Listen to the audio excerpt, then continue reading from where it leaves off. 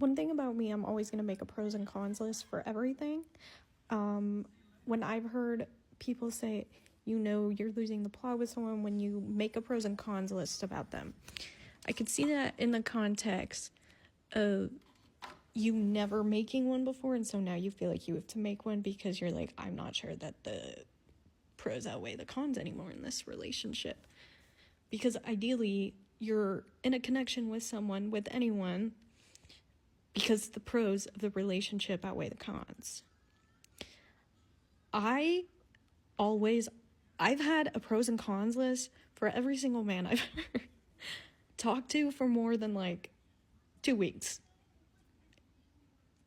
I also do it, God, I feel like such a man sometimes, but when I was doing roster dating in college, in my phone, I put information about them and everything so I could remember for the right person. And okay, maybe that's a little bit transactional, but is it more rude to do that or to just not remember the information right?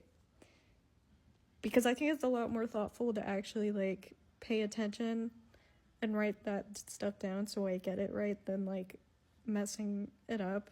And also they be getting butthurt when you talk about something else and then you're like, oh shit, that wasn't about you, someone else told me that. So yeah, make that pros and cons list, babe. Make that, and then what I would do is I would go back every day and look at the list, and when I've been no contact with people, I've done that as well, where I go back every time I want to contact them. I go back and I look at the list to remind myself of the stupid shit that they did.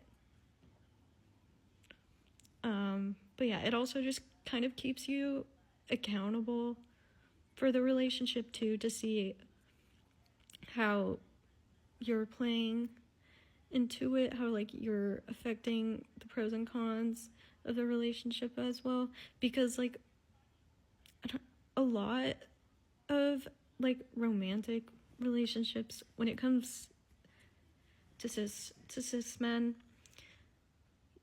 you actually have to be the one that's leading the relationship. I know that men love to say that they're protectors and providers, but women are actually the ones that are supposed to be leading. And the relationships that I've been in with men that have worked the best are the ones where they've actually let me take the emotional lead. And it's not that I was doing emotional work for them, but we were both able to hold space for each other, kind of. To even make a pros and cons list, though, you're gonna need to know what are your standards in a relationship and what are the boundaries that you want. I do really recommend that you write them down, and then after that, creating the pros and cons list is going to be easier.